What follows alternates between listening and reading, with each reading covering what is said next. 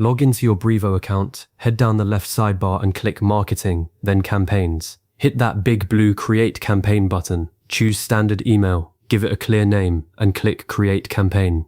Now you're on the setup page, fill in your sender details, pick the right list or segment, write a subject line that actually gets opened, and build your email inside the drag and drop editor. When everything looks solid, instead of hitting send, click Schedule.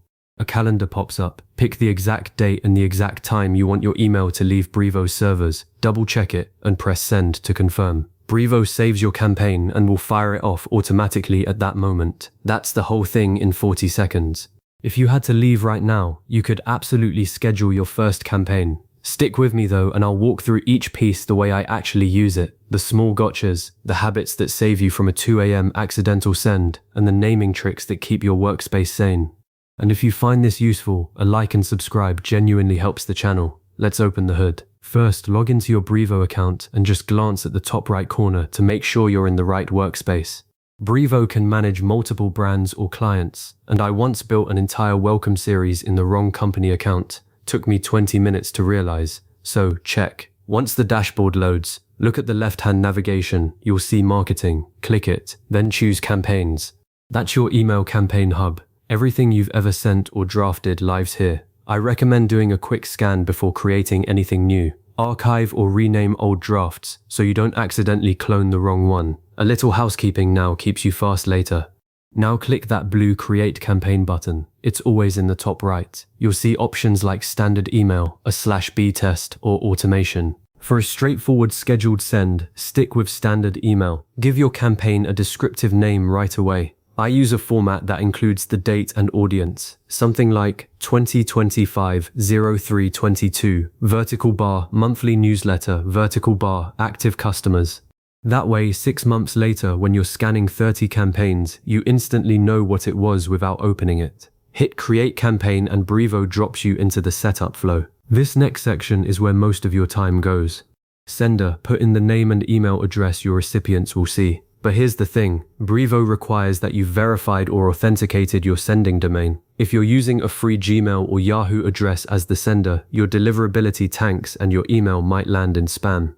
Use a domain you own and run through Brevo's sender authentication once. It takes 5 minutes and pays off every single campaign. Next, recipients. Choose a list or a segment. I almost never blast an entire list. Segments let you target only people who clicked something in the last 30 days, or only new subscribers. It's built right into Brevo and makes a huge difference in engagement.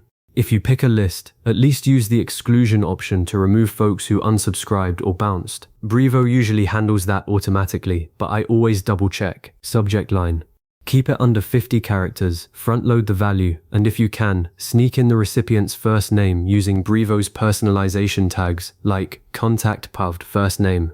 Brevo shows a live preview right below the subject line field so you can see exactly what it'll look like when the tag fills in. I always send a test email to myself and at least one other colleague before moving on. For the email design, I pick a template, drop in my content, and then I do 3 things religiously. Hit the preview button to see the desktop and mobile versions. Click every single link to make sure it points where it should, and run a spam test. Brevo has a built-in checker that catches things like image-heavy emails or missing alt text. If you skip any of that, you'll regret it at the scheduled time when you can no longer edit. By the way, at any point in the setup, you can click Save as Draft and walk away. Your work stays right where you left it. Now for the part that brings you here, scheduling. On the final review page, you've got 2 buttons, Send Now and Schedule. Click Schedule, a clean calendar slides up. First, set the date, then the time. This is the moment where I slow down and look at the time zone selector. It's subtle, tucked near the top right of the calendar. Brevo uses your account's default time zone, which might not be your local one. I learned this the hard way. A few years ago, I scheduled a launch email for 9 a.m. Eastern, but my account was still set to UTC. My phone buzzed at 4 in the morning with the campaign sent notification. Not fun. Now I always verify the time zone before picking the hour. Select your date and time, give them a final review, and hit send to confirm. Brevo will show a green success message and your campaign moves into the scheduled folder with the exact delivery timestamp listed. Once it's scheduled, you're not locked in forever. You can go back to the campaigns page, find the campaign, and as long as it hasn't started sending, you can still edit or cancel it. I sometimes schedule a campaign a full day early, give myself a buffer, and then refine the subject line or swap an image the next morning. But be careful, a few minutes before the scheduled time, Brevo starts processing the send and editing shuts off. So never schedule right up against your deadline. Give yourself at least a 15-minute window. Now you know how to log in, navigate to campaigns, create a standard campaign, configure your sender, recipients, subject, and design, then schedule the exact date and time and confirm. Brevo takes it from there, delivering your email exactly when you planned. You can line up whole weeks of messages this way, a newsletter, a follow-up, a product drop, without being glued to your desk.